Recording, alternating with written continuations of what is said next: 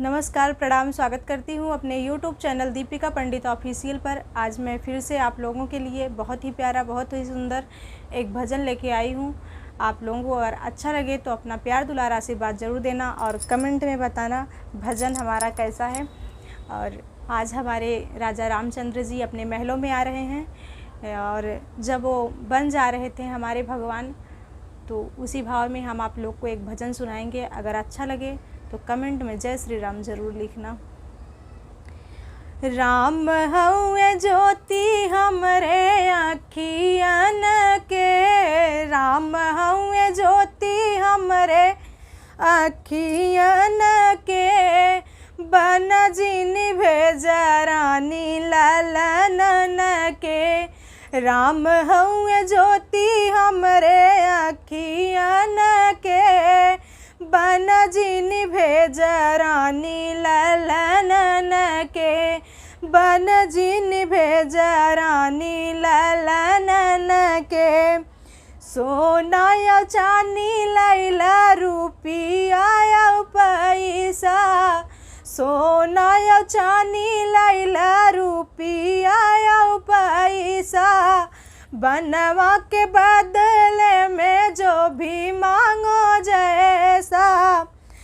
दूनों आधार मोरे जीवन के, बन जिन भेज रानी ललनन के। दूनों आधार मोरे जीवन के, बन जिन भेज रानी ललनन के। राम हउए ज्योति हमरे अखियन के, राम हउए ज्योति हमरे अखियन के, बन जिन भेज रानी ललनन के, बन जिन भेज रानी ललनन के। चौथे पंथ भाग जागल पाए सुत चारी, चौथे पन भाग जागल पाए सुत चारी। सुखवा के दिन आयल गयल मती मारी, सुखवा के दिन आयल गयल मती मारी। शोभा राम सीता हउए भवनन के, शोभा राम सीता हउए भवनन के, बन जिन भेज रानी ललनन के। राम हउए ज्योति हमरे अखियन के, राम हउए ज्योति हमरे अखियन के, बन जिन भेज रानी ललनन के। राम हउए ज्योति हमरे अखियन के, बन जिन भेज रानी ललनन के।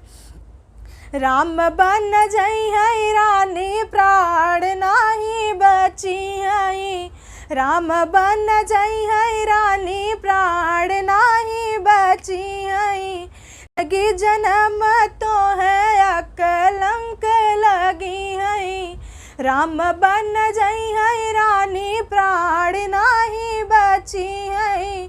जिंदगी जन्म अंक लगी है, राम सीता धाम हवे भवनन के, राम सीता धाम हवे भवनन के, बन जिन भेज रानी ललनन के। राम हउए ज्योति हमरे अखियन के, राम हउए ज्योति हमरे अखियन के, बन जिन भेज रानी ललनन के, बन जिन भेज रानी ललनन के। जय श्री राम, जय श्री सीताराम।